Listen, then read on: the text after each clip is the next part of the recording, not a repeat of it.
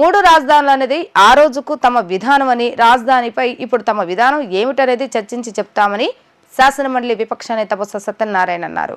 అధికార పార్టీ సభ్యులు రాజకీయ లబ్ధి కోసం మాట్లాడారని అన్నారు. ఇప్పుడున్న అసెంబ్లీ సెక్రటరియట్ 2 తాత్కాలికమేనని గత ప్రభుత్వం తెలిపిందన్నారు. అసెంబ్లీ మీడియా పాయింట్లో ఎమ్మెల్సీ బొత్స సత్యనారాయణ మాట్లాడుతూ రాగద్వేషాలకు అతీతంగా ప్రజాప్రతినిధులు వ్యవహరించాలని సూచించారు. అధికార పార్టీకి పనిచేయాలని సాక్షాత్ సీఎం మాట్లాడటం తగదన్నారు. స్వతంత్రం వచ్చాక ఏ సీఎం ఈ తరహాలో మాట్లాడలేదని తెలిపారు. రిషికొండలో అవినీతి జరిగిందంటున్నారు. అయితే రిషికొండ కట్టిన కాంట్రాక్టర్కు ఎందుకు బిల్లులు చెల్లించారో చెప్పాలని కోరారు.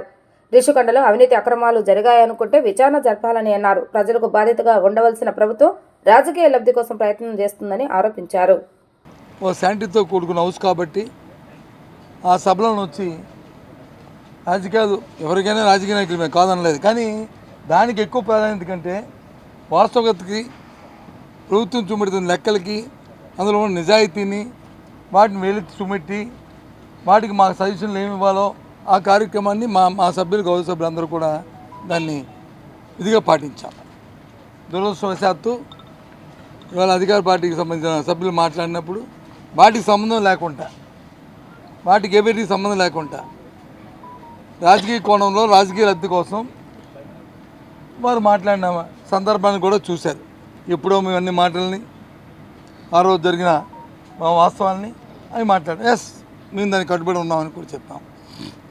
అందులో భాగంగాన ఇప్పుడు సాక్షాత్తు ఉన్న మన ఈ శాసనసభని, ఈ సెక్రటరీ గురించి డిస్కషన్ వచ్చినప్పుడు గౌరవ మంత్రి ఆశ్చర్యంగా ఉంది.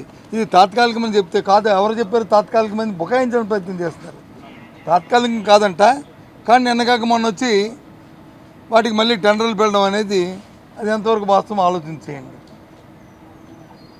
సభా సాక్షిగా ఇవి తాత్కాలికం కాదని చెప్పిన మాటని ఒకసారి మీకు మళ్ళీ అందుకే ఇక్కడికి వచ్చాను, లేకపోతే ఇక్కడ డిస్కషన్ జరిగింది కదా వెళ్ళిపోదామని అనుకున్నాం, కానీ మీ అందరూ మళ్ళీ ఒకసారి దాన్ని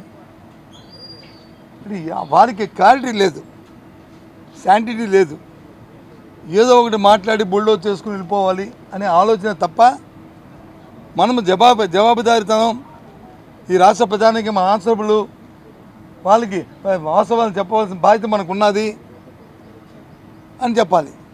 ఇక రెండో విషయానికి వస్తే, సాక్షాత్తు ఈ రాష్ట్ర ముఖ్యమంత్రి, ఈ రోజున ముఖ్యమంత్రి గారు నారా చంద్రబాబు నాయుడు గారు వాళ్ళ పార్టీ తాలూకా ఫోరంలో ఏం మాట్లాడారో నిన్న మొన్న టీవీల్లోనూ పత్రికల్లో అన్నింటిలో వచ్చాయి. మరి సభలో మాట్లాడిన మంత్రులు వచ్చి నో అది కాదు, అది వాస్తవం అడిగాం.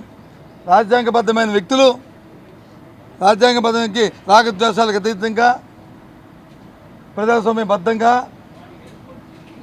ఆ భగవంతుని మీద ప్రమాణం చేసి ప్రమాణ స్వీకారం చేస్తాం. మనం సాక్షాత్తు ముఖ్యమంత్రి వ్యక్తే